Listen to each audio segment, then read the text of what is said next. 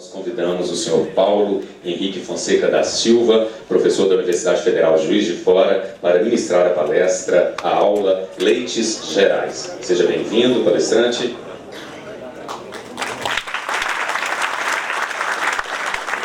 Enquanto entramos online, muito bom dia, grande prazer estar com vocês hoje, uma alegria vocês terem escolhido esse dia para estar conosco, muito bom nos reunirmos nesse magnífico auditório para falarmos sobre leite, mas principalmente para termos uma aula. E para que nós tenhamos uma aula, nós precisamos de alunos e precisamos de professores. Quero cumprimentar, as autoridades que aqui estiveram, nobre deputado, quero cumprimentar também nosso secretário de Agricultura, Pecuária, Abastecimento do Estado de Minas Gerais, que esteve aqui representando o nosso governador. Cumprimento também o nosso presidente do SILENG, parece que precisou se retirar também nesse momento. Cumprimento, está aqui. Esse não está aqui. Nosso presidente do FIENG precisou se retirar. Demais autoridades que compuseram a mesa, muitíssimo obrigado. Obrigado ao SILENG por este convite tão especial, tão maravilhoso. SILENG, entidade imprescindível, essencial, valiosa, que muito me honra ter uma parceria já de longa data. Meu cumprimento agora vai aos pais dos nossos estudantes que aqui estão presentes. Nós estamos trabalhando em conjunto numa pauta transformadora, educadora da educação nesse Estado. E gostaria de dizer que vocês são imprescindíveis para nós. Nós, professores, precisamos dos pais ao nosso lado e não contra nós. Meus cumprimentos aos estudantes, nossa razão de ser, nossa razão de buscar ter esperança a cada dia que entramos na sala de aula, renovando, cansados, desgastados, mas sabedores de que a nossa função é construir um novo futuro, construir para uma nova geração. E o meu abraço muito especial é para os professores. Amados professores, quantos são colegas de sacerdócio aqui, por favor? Se apresentem, por gentileza. Amados professores. A frase não é minha, mas de um colega nosso, diz que nós, professores, fazemos muitas coisas invisíveis. Invisíveis, talvez, para a sociedade, invisíveis, talvez, para aqueles que estejam na liderança da sociedade. Mas nós é que sabemos o que é não trabalhar de 8 às 17, mas trabalhar constante e continuamente. Nós bem sabemos o que é ter os finais de semana, ter a vida com a nossa família comprometida, porque nós estamos buscando construir o futuro de todas as crianças, não apenas a nossa. O quanto nos desgasta tudo isso, e quanto ao final da nossa jornada, depois de tantos anos, nós observamos o que nos realmente diferencia de outras classes profissionais. Muito obrigado. Então, nós somos agentes invisíveis de uma grande transformação. E, por isso, a sociedade precisa nos olhar de uma forma igualmente diferenciada e não nos colocar da mesma forma com que outras categorias que têm reivindicações justas, mas elas não poderiam estar de pé se não houvessem os professores a sustentá-las. Nós vamos continuar essa aula hoje falando sobre leites gerais. De onde vem esse título, Leites Gerais? Leites Gerais traz comigo duas reflexões. Obrigado. Já estamos celebrando um bom entendimento sobre a importância da educação dos professores e dos alunos no Estado de Minas Gerais. Por que Leites Gerais? Primeiro motivo, por que Leites Gerais? Porque estamos no Estado de Minas Gerais. Estado de Minas Gerais, das montanhas do ouro, o estado das estradas reais. E, por que não dizer, o estado também das Minas de Leite Gerais. Então, este é o primeiro motivo. O segundo motivo que me traz a apresentar-lhes esse tópico com esse título é o fato do leite não ser uma entidade única, do leite não ser uma entidade simples, do leite, na verdade, ser algo geral, complexo, magnífico. Um grande amigo meu aqui presente, querido, lembrava-me de uma palestra de há quanto tempo nós falarmos que o leite tem mais de 100 mil constituintes, que a maior parte deles não foi ainda elucidada e precisa ser melhor entendida. E este estudo nos leva a um conhecimento geral magnífico. Poderia ser, então, o leite, nesse caráter geral, um conteúdo a ser aproveitado dentro da sala de aula, de forma transversal, multidisciplinar, construtiva e inovadora? Daí vem a nossa reflexão de hoje. Trago essa reflexão lá de Juiz de Fora. Juiz de Fora, uma cidade que congrega um pensamento, que congrega um capital intelectual e uma força muito grande na área de leite e derivados. Eu mesmo iniciei os meus estudos em leite e derivados lá em Juiz de Fora. Quando eu tinha 14 anos, dos estudantes que estão aqui, alguém tem 14 anos? 14 anos? 14 anos? Pois bem, nessa idade eu ingressei no Instituto de Laticínios Cândido Tostes. Querido secretário da nossa valorosa EPAMIG, Instituto de Laticínios Cândido Tostes, professor Cláudio presente aqui também. E ali eu aprendi sobre a ciência e a tecnologia da transformação do leite. Logo ingressei nas fileiras da EPAMIG como pesquisador e lá trabalhei como servidor do nosso Estado, com muita honra e muita dignidade, durante 24 anos. E prossegui a carreira dentro do setor público há 9 anos, nas fileiras da Universidade Federal de Juiz de Fora, uma universidade pública e gratuita, com mais de 20 mil alunos, 1.300 professores, um local de excelência, que guarda um mestrado profissional em Ciência e Tecnologia do Leite e Derivados, em parceria com a essencial, imprescindível Embrapa e com a EPAMIG, Instituto de Laticínios Cândido Tostes. Nesse contexto, eu trago para vocês a reflexão sobre os leites gerais. A nossa agenda, vejamos. Ok.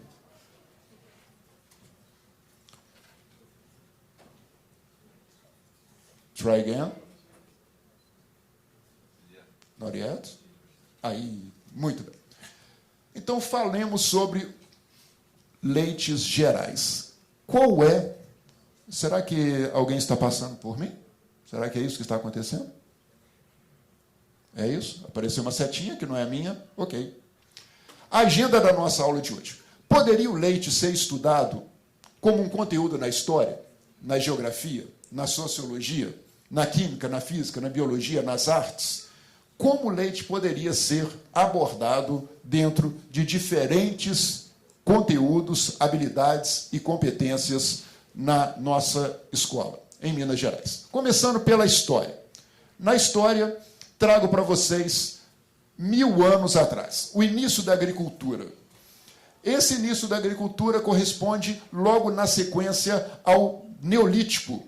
Estudantes de história, período neolítico, da nova pedra, período da pedra polida, onde a sedentarização do homem começou, a domesticação de animais, dentre eles a domesticação dos animais produtores de leite, inicialmente a cabra e na sequência. Há 7.500 anos já temos relato de consumo de leite na Europa, o que remete um pouco também à biologia, porque é nesse período em que a genética de persistência da enzima lactase no intestino se manifestou e aquelas populações que conseguiam manter o consumo de leite na fase adulta tiveram ganhos importantíssimos no seu desenvolvimento socioeconômico. A Idade Antiga nos lembra que fenícios, egípcios, babilônios, todos eles têm relatos importantes do consumo de leite. Egípcios, claro, né? Vocês se lembram da Cleópatra, aquela rainha que se banhava em leite. Hoje a indústria de cosméticos utiliza o leite, utiliza proteínas do leite para aumentar o seu potencial melhorador da saúde. Cleópatra, a última rainha da dinastia dos Ptolomeus, aquela que estava no Egito, e ela usou o leite como um mecanismo de promoção de saúde. Se chegarmos no período greco-romano, quero lembrar de todo o avanço que aconteceu também a partir do ano 333 a.C., quando Alexandre o Grande, Alexandre Magno, Alexandre III, venceu Dario III, e com isto ele dominou a Pérsia, e dominou toda aquela região, e a cultura, a filosofia, o entendimento e a língua grega se expandiram. E tomaram conhecimento do consumo de leite em populações ali na bacia do Mediterrâneo e no entre rios Tigre e Eufrates. Temos também um relato lendário. Os alunos gostam das lendas. A lenda de Rômulo e Remo, da criação de Roma, da fundação de Roma, em que os dois filhos do deus Marte, lançado num cesto no rio Tibre, encalhou nas margens, e ali uma loba, a loba Capitolina, os teve e os amamentou. Então, eles fundaram a Roma porque eles foram amamentados com leite. E, com isto, nós chegamos agora na Idade Média. Idade Média que, durante algum tempo, foi conhecida como a Idade das Trevas. Idade Média que nós tivemos alguns grandes desenvolvimentos arquitetônicos, sociológicos, científicos também, mas houve muito aprisionamento do conhecimento. O conhecimento esteve guardado nas abadias, nos mosteiros, inclusive a fabricação de queijo, a transformação de leite. Havia conhecimento, mas não havia divulgação do conhecimento, até que tudo isto se iluminou e nós tivemos o Renascimento. Chegamos agora no século XIX. Vejam, professores, que podemos falar de leite na história, inclusive agora no século XIX, quando Louis Pasteur desenvolveu um método de conservação, inicialmente para sucos de frutas e depois, caminhando para o leite, a pasteurização, que advém do Louis Pasteur. Tratamento térmico que permite que o leite se conserve com seu valor nutritivo, mas que seja seguro pela eliminação das bactérias patogênicas e a maioria das bactérias deterioradoras. O leite pasteurizado que consumimos hoje, ele vem a partir desses experimentos do século XIX. Na sequência, tivemos a ultrapasteurização, a evaporação a vácuo, a secagem e tantos outros processos. Tudo isso diz respeito à história geral, mas temos também a história do Brasil. Estamos em 1532, falando sobre Martim Afonso de Souza, um militar navegador, administrador colonial português, aquele responsável pela capitania de São Vicente, no litoral de São Paulo. Ele trouxe os primeiros gados no Brasil, 1532. E, a partir daí, o povo brasileiro começou a habituar-se a consumir leite. Podemos falar sobre leite também na geografia? Na geografia, nós precisamos nos acostumar a ler mapas. A ciência dentro da geografia que cuida dos mapas é a cartografia. E, ao ler um mapa, precisamos identificar alguns elementos, como o título, a legenda, a orientação espacial. Precisamos conhecer a fonte. E aqui temos um trabalho muito bonito mostrando a produção de leite nos estados. E há cores diferentes, tonalidades diferentes. Os nossos alunos conseguem identificar qual é o estado que aqui neste mapa representa a maior produção de leite no Brasil? Nessa cor aqui, que estado é esse? o estado de Minas Gerais. Né? Então, confirmando a palavra que tivemos há pouco do nosso secretário, Minas Gerais é o estado maior produtor de leite no Brasil. Precisamos manter. Somos responsáveis por mais de 1/4 do leite produzido em todo o país. Então, vamos estudar o leite também aqui na geografia. Qual outra ciência que poderia nos permitir o estudo do leite? Vejamos. Opa. Houve um salto tremendo aqui. Será que o colega poderia me ajudar? Voltar? Será que você consegue voltar bem? Está quebrando todo o encanto. Não é verdade? Ok. Está muito, muito longe. O passador nos deixou aqui na mão. Se você puder, vai ter uma barrinha aqui embaixo, se você puder recuar os slides bem até aqui. Isso. Está vendo aqui? Isso. Vai recuando rapidinho para ninguém perceber. Não é isso? Não, muito rápido. Fecha os olhos. Isso. Recua mais uma vez, por favor. Aí, que bacana. Ok. O leite na sociologia. Obrigado. Né? O leite na sociologia. Vou deixar para você passar para mim, o colega que está lá ao fundo, por gentileza. Avance um slide aí para mim. Você está me ouvindo? Isso. Aí.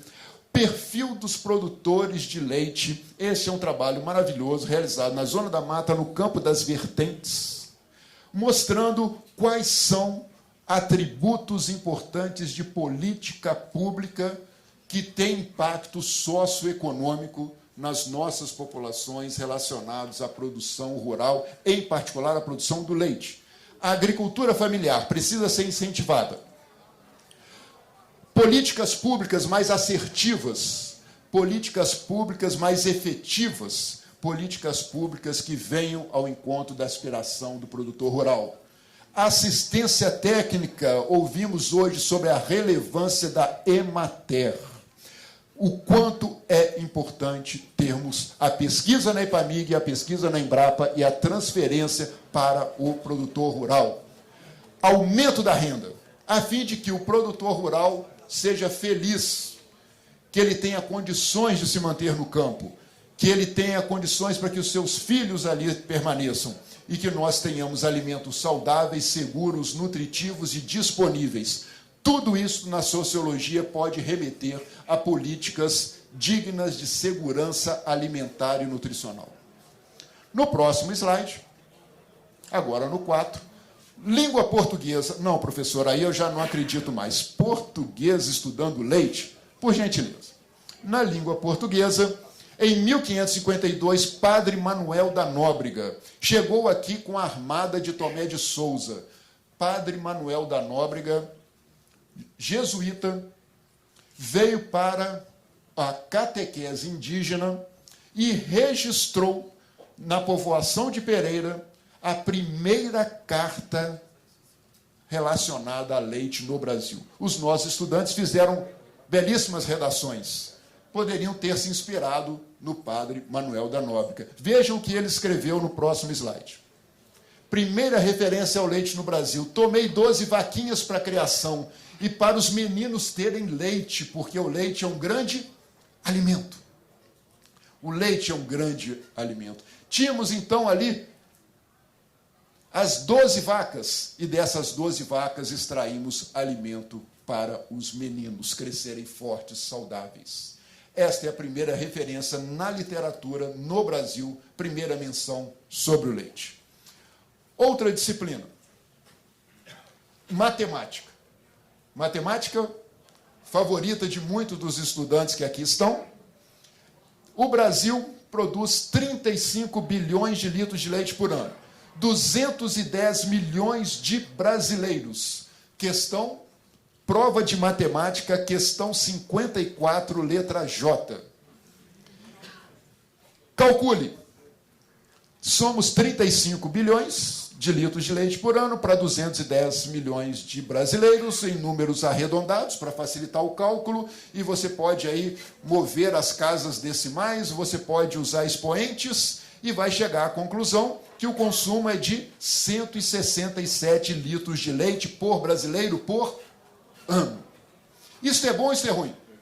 Isto é muito abaixo do recomendado pela Organização Mundial da Saúde. Estamos falando aí na ordem de 2 copos, quando deveríamos estar com 3,5 copos, 4 copos de leite por dia. Há um espaço muito grande para avançar. Há uma caminhada a ser trilhada e nós precisamos aumentar o consumo de leite no nosso país. E não entrar com políticas equivocadas e diagnósticos igualmente equivocados de exclusão de leite na dieta.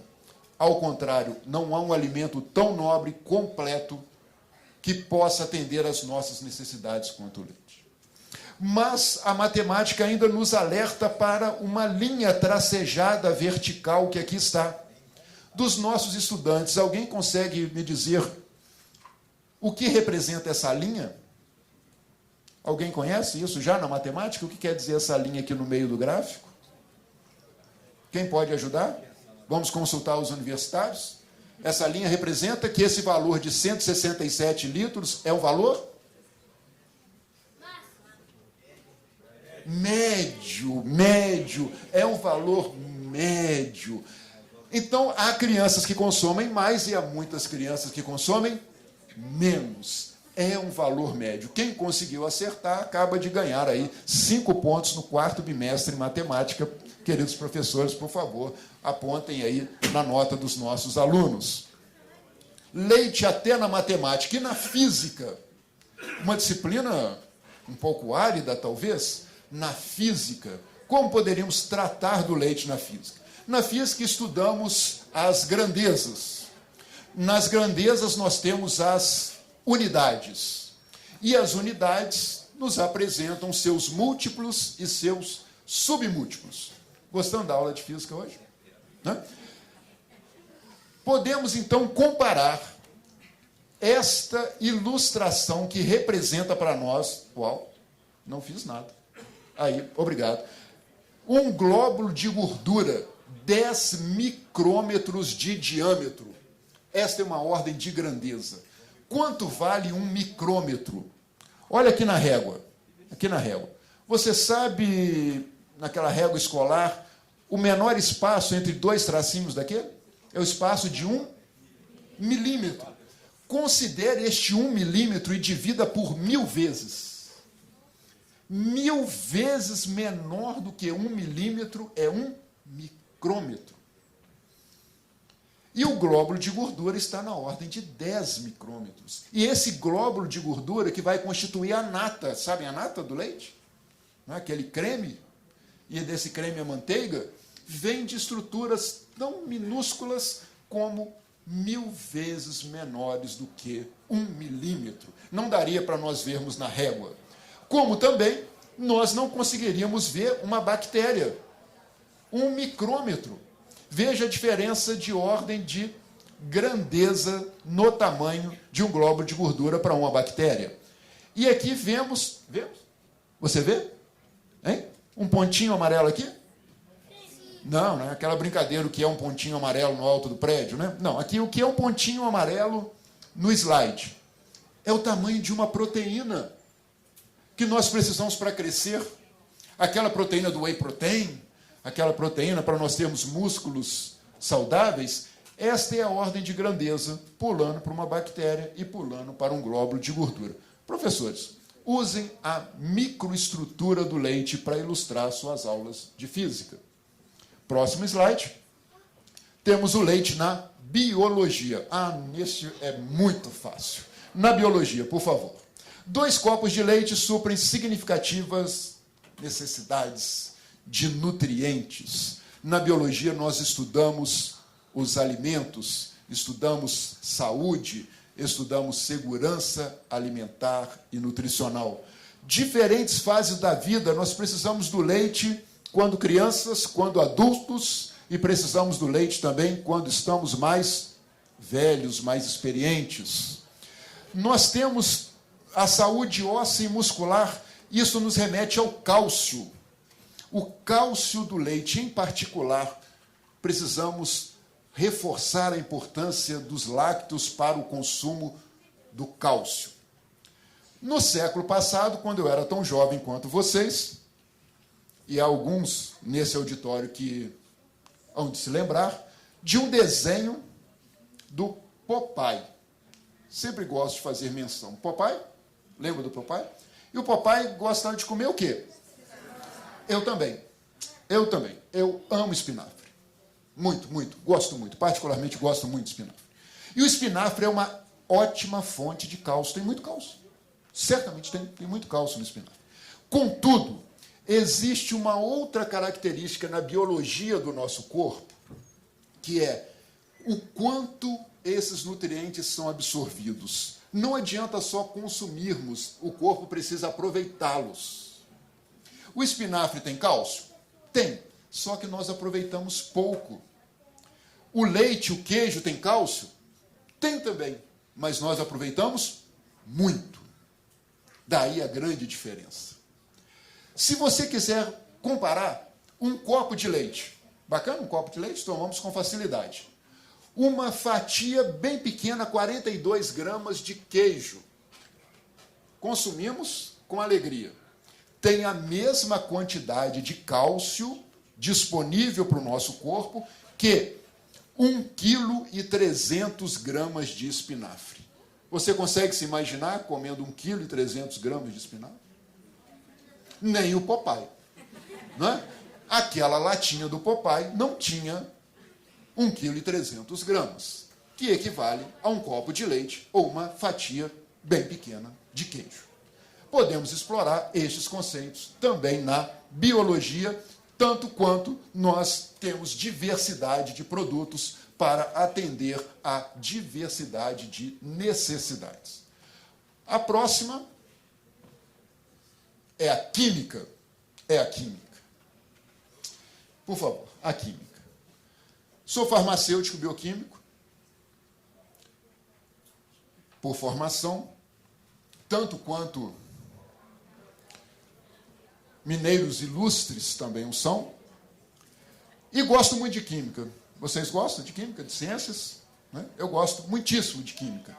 No leite tem um açúcar especial, chamado lactose. Esse açúcar lactose, quando adicionamos micro-organismos, bactérias benéficas para o nosso corpo, ele é quebrado, ele é transformado, ocorre uma reação química. E do açúcar do leite nós temos um ácido, chamado ácido lático. É aquele que dá o sabor tão gostoso para o iogurte.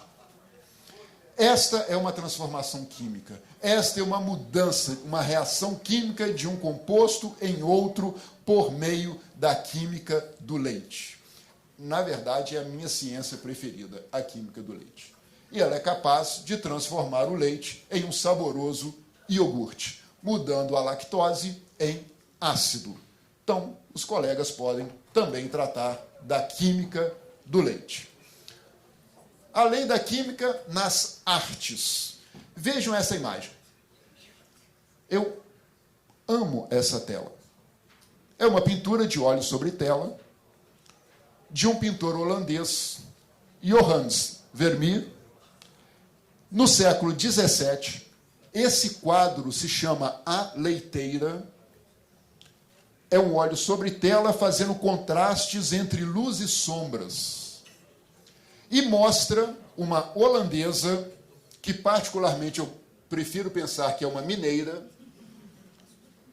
carinhosamente, gentilmente, vertendo leite, transformando o leite, mostrando o quanto esse leite é relevante para as nossas vidas. Notem a expressão dela, de contemplação para o leite. A interpretação desse quadro, a sua construção, a sua forma de pintura, as combinações de cores e de luz e os elementos podem ser explorados nas artes. Como também, próximo, caminhando para o nosso final, o leite nas artes, uma arte típica mineira, o queijo artesanal de Minas. Este é nosso. Esse é o queijo artesanal de Minas, que foi, em 2008, considerado patrimônio imaterial brasileiro Os professores de história podem explorar esse conteúdo pelo Instituto do Patrimônio Histórico e Artístico Nacional. O processo de produção mineiro do queijo de Minas é importantíssimo para o nosso país. É uma expressão da mineiridade. Não é apenas um alimento, é uma expressão cultural de nós, mineiros. Então, orgulhe-se de ser parte dessa arte, que é a produção do queijo mineiro. Sendo assim, é importante agora resumir. Todo professor, no final da aula, procura fazer um resumo. O meu resumo é bem simples. Aqui está. Ele vem do meu livro preferido, do meu autor preferido. Um livro muito diferente. Um livro que levou 1.600 anos para ser escrito, em diferentes locais, por diferentes pessoas, em diferentes idiomas. Uma parte desse livro se chama Deuteronômio, que significa a segunda lei. É a quinta parte desse livro. Deuteronômio. Em grego, a segunda lei. E neste livro, desse meu autor preferido, está dito: ele nos trouxe a este lugar. Ele nos deu essa terra. Terra onde mana o quê? Leite e mel. Naquela ocasião era uma promessa para os descendentes de Abraão, para o povo hebreu. Mas eu quero crer que é a promessa para nós mineiros, nessa terra, nesse lugar hoje. Ele nos trouxe aqui. Ele nos deu essa terra de Minas Gerais, essa terra que mana leite e mel. Este é o resumo da nossa aula de hoje. Aqui, para nós fecharmos, quero concluir que eu amo muito Minas Gerais. Você seria capaz de dizer isso comigo? Eu amo muito Minas Gerais. Muitíssimo obrigado pela atenção de vocês, pela oportunidade. Que Deus abençoe.